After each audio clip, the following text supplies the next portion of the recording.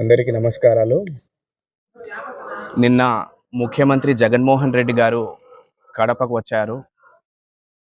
ఆయన మాటలు వింటా ఉంటే అబద్ధాలను ఉన్నది లేనట్టు, లేనిది ఉన్నట్టు చెప్పడం వైఎస్ఆర్ కాంగ్రెస్ పార్టీకు వెన్నతో పెట్టిన విద్య అని చెప్పి నిన్నతో తేటతెల్లమైంది.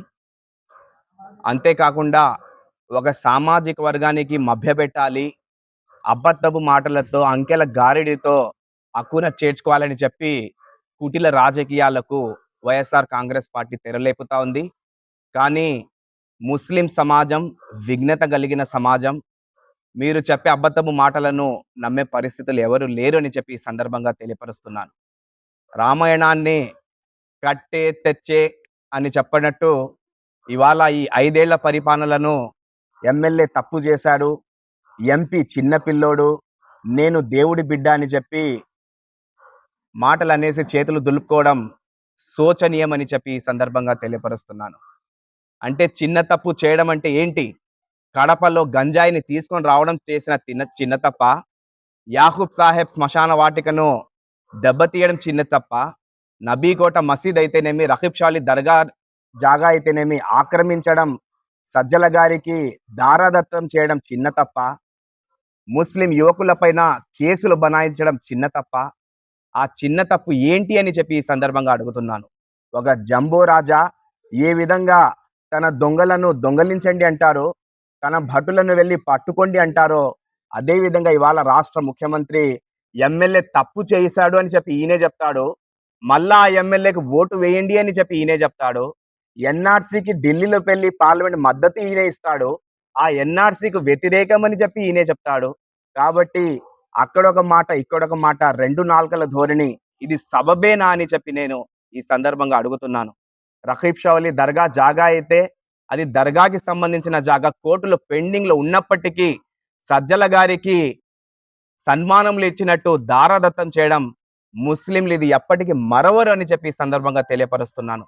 యాహూబ్ సాహెబ్ జాగాలో 7 కోట్ల రూపాయలు వక్ఫ్ బోర్డు ఖాతాలో జమ చేయించి బుల్డోజర్లు వచ్చినాక యువకులు వెళ్ళి ప్రశ్నిస్తే వాళ్ళను బెదిరించి వాళ్ళ మీద కేసులు కట్టి ఆ గోడను కూల్చేదాకా వదిలిపెట్టకుండా చివరికి ప్రజలలో చైతన్యం వచ్చి ముస్లింలందరూ కూడా ఏకతాటి పైన వచ్చి వ్యతిరేకిస్తే అప్పుడు పెండింగ్ లో పెట్టడం జరుగుతా ఉంది.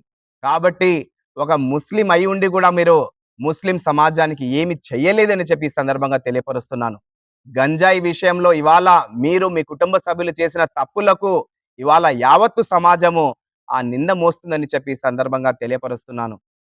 అంతేకాకుండా మిత్రులారా, ఏదో వీళ్ళు ముస్లింలకు ఉద్ధరించామని చెప్పి కళ్ళబొల్లి మాటలు మాట్లాడుతున్నారు. దీన్ని నమ్మే సఖ్యంలో ఎవరు లేరని చెప్పి తెలియపరుస్తున్నాను. ఉర్దూ భాషను రెండో భాషగా అధికారంగా ప్రకటించామని చెప్పి మాట్లాడుతున్నారు. అసలు జ్ఞానం ఉండే వాళ్ళు కూడా ఎవరు ఈ విధంగా మాట్లాడరు. 1996లోనే అప్పటి ప్రభుత్వం, తెలుగుదేశం పార్టీ ప్రభుత్వం 23 జిల్లాలకు గాను ఉమ్మడి రాష్ట్రంలోనే అధికార భాషగా ప్రకటించడం మరిచారా అని చెప్పి ఈ సందర్భంగా అడుగుతున్నాను. ఇవాళ ఏదో ఎంపీ చిన్న పిల్లోడు, ఎమ్మెల్యే తప్పు చేశాడు, నన్ను చూసి మీరు ఓటు వేయండి అని చెప్పి కళ్ళబొల్లి మాటలు ఎవరు నమ్మరు. ఈసారి ఖచ్చితంగా తెలుగుదేశం పార్టీ జెండా కడప నగరంలో ఎగురుతుందని చెప్పి కరాఖండిగా తెలియపరుస్తున్నాను. నిన్నటి రోజు మన ఆంధ్రప్రదేశ్ సీఎం జగన్మోహన్ రెడ్డి గారు కడప సెంటర్లో వచ్చి కోకులాడ్స్ దగ్గర ప్రజలకు తెలియని విషయాలు ఏదో చెప్తారని చెప్పి అనుకుంటే అందరికీ తెలిసిన విషయాలే చెప్పి వెళ్ళినారు. అది ఏమ్రా అంటే అంజద్ బాషా ఏదో చిన్న పొరపాటు చేసి ఉన్నాడు అని ఆయన సమర్థించడము, అదేవిధంగా మరి అవినాష్ రెడ్డి గారు కూడా చాలా చిన్న వయసులో ఉండే వ్యక్తి, అంటే ఆయనకు కూడా ఏం సరిగా తెలీదు. మరి నేను కూడా మీ బిడ్డ లాంటి వాడిని, నేను కూడా కొన్ని విషయాలు మీకు చెప్పేదానికి వచ్చాను, నన్ను నమ్మండి అని చెప్పి కడప ప్రజలకు నచ్చజెప్పడానికి వచ్చినట్టుగా కనపడుతుంది ఇది. కాబట్టి మామూలుగా అయితే ఇక్కడ ఎవరు ఏం చేసింది జిల్లాలో ఉండే ప్రజలందరికీ బాగా తెలుసు. ఎందుకంటే ఇప్పటి వరకు ఎన్ని అభివృద్ధి కార్యక్రమాలు చేశారు, ఏమని చెప్పే విషయాలు అవి ఇంపార్టెంట్. వాళ్ళేదో చిన్న తప్పులు చేశాడు, ఈయన చిన్న పిల్లోడు, ఆయన పిల్లోడు, అదే చిన్న మనిషి, పెద్ద మనుషులు అని చెప్పుకునేదానికి కాకుండా, ఇక్కడ ఒక ఛాన్స్ అని జగన్మోహన్ రెడ్డి గారు వచ్చి, ఈ జిల్లాకు ఏం చేసింది చెప్తే చాలా బాగుంటుంది. మీరేమన్నా పోలవరం కట్టినారా? లేకుంటే ఐరన్ ఇండస్ట్రీస్ ఏమన్నా తెచ్చినారా? లేకుంటే ఏదన్నా రైల్వే లైన్ ఇక్కడి నుంచి కడప నుంచి బెంగుళూరుకు వేసే ప్లాన్ ఉంది. దాన్ని కూడా ఆ బీజేపీ వాళ్ళే చెప్తున్నారు. ఈ పని అంతా జరగలేదు. జగన్మోహన్ రెడ్డి గారు మేము ఇచ్చిన ఫండ్ అంతా పక్కదారి పట్టించాడని చెప్పడం అనేది ఇవన్నీ చూస్తూ ఉంటే కడప ప్రజలు బాధపడుతున్నారు. ఏం మనం డెవలప్మెంట్ చేసుకోలేకపోయినాము. మా జగన్మోహన్ రెడ్డి ఒక ఛాన్స్ అని విన్నాడు. మా రాజశేఖర రెడ్డి బిడ్డ, ఆయన మనం గెలిపించుకోవాలా అని చెప్పి అన్ని కులాలందరూ మీ పైన ఆశ పెట్టి ఈ కడపలోంచి మనకి సీఎం కావాలా మన రాజశేఖర రెడ్డి బిడ్డ అని వేసినారు. అదేవిధంగా ముందు ఏమేమి జరిగినాయో అవన్నీ చెప్పకూడదు. ఎవరైనా కానీ ఆ సీఎం కానీ ఇంకొకరు కానీ ఆ మంత్రులు కానీ ఆ ఎమ్మెల్యేలు కానీ మనకు ఒక ఛాన్స్ ఇచ్చినారు. బ్రహ్మాండంగా ప్రేమగా అందరూ కలిసికట్టుగా 151 సీట్లు ఇచ్చినారు. ఆ విషయంగా మీరు సంతోషపడి నేను ఏదో మా ప్రజల కోసం చేయాలా, నాకు ఇన్ని సీట్లు వచ్చినాయి, ఈ మనం రాష్ట్రం అంతా ఒకవైపు, నా జిల్లా ఒకవైపు అని మీరు మనస్ఫూర్తిగా చేయాల్సింది పోయి ఏమీ చేయకుండా మళ్ళా మీ డిప్యూటీ సీఎంలు, మీ ఎంపీలు వాళ్ళు చేసిన తప్పులు సమర్థించుకోవడం అనేది మీరు వచ్చిన ప్రోగ్రామ్గా కనపడతా ఉంది అనేది కడప ప్రజలందరికీ తెలిసిపోయింది. ఇంకా మళ్ళా ఇంకొక విషయం ఏమంటే, ఉర్దూ భాషను నేనే చేసిన సెకండ్ లాంగ్వేజ్గా అనడం కూడా చాలా హాస్యాస్పదంగా ఉంది. తెలుగుదేశం గవర్నమెంట్ సమైక్యాంధ్ర ఉన్నప్పుడు, అందరు సమైక్యంగా ఉన్నప్పుడు మరి ఉర్దూ భాషను రెండో భాషగా చేసింది మన చంద్రబాబు నాయుడు గారు. దానికి అన్నీ తెలుసు. ఎందుకంటే మేము బస్సుల పైన కూడా రాపించినాము ఉర్దూలో, ఆఫీసుల పైన కూడా రాపించినాము ఉర్దూలో, అన్నీ జరిగిపోయినాయి. ఇప్పుడు కొత్తగా మీరు ఇచ్చినట్టు చెప్తా అంటే ప్రజలు అమాయకంగా చూస్తున్నారు. దానికి బదులు రెండోది ఏమంటే, ఇంకొకటి ముస్లింలకు చెప్పడం, సిఏఏ,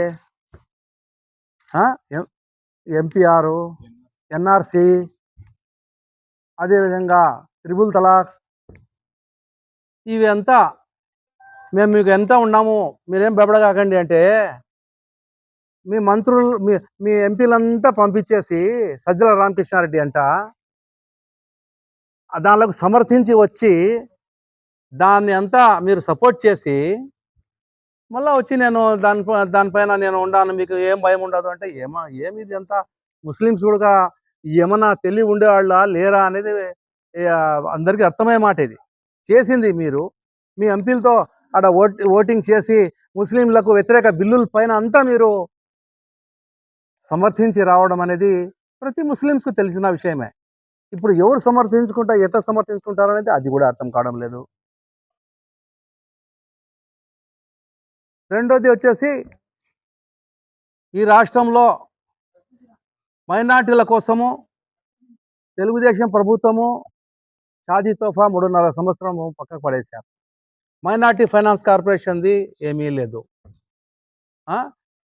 మరి అదేవిధంగా మైనార్టీలకు సంబంధించినవి కాకుండా వేరే బీసీ, ఎస్సీ, ఎస్టీ, మైనార్టీకి సంబంధించిన అన్ని కార్పొరేషన్లలో కూడా డబ్బులంతా ఏమీ లేవు. ఆ కార్పొరేషన్లు అంతా నిర్వీర్యమైపోయినాయి. మీరు నవరత్నాలు మాత్రం అంతా డబ్బులు కలిపేసి గందరగోళం చేసేసి ఎవరికి మేము నవరత్నాలు ఇచ్చేస్తున్నాం కదా అంటే ఆ ఏ రత్నము ఏం క్వాలిటీదో, ఏ రత్నం వల్ల ఎవరికి లాభమో అర్థం కావడం లేదు ప్రజలకు. ఇటువంటి అంతా చెప్పుకుంటా పోతే మీరు ఏం చేసినారు స్పష్టంగా చెప్పండి. రైతులకు ఏమి ఇచ్చినారు, బీసీలకి ఎంత ఫండ్ ఇచ్చినారు, ఎస్సీలకి ఎంత ఫండ్ ఇచ్చినారు, మరి అన్ని కులాలకు అందరికీ సమానంగా చూసే తెలుగుదేశం పార్టీ అభివృద్ధి కార్యక్రమాలు చేసుకునే ఆ కార్యక్రమాలు ఆ ఫండ్ అంతా తీసుకొని పోయి మీరు నవరత్నాలు వాడుకొని ఏం చేశారు మీరు? ముస్లిం పిల్లోళ్ళు విదేశీ విద్య అని పోతాన్నారు. ఆ విదేశీ విద్య కూడా మీరు కట్ చేసేసినారు.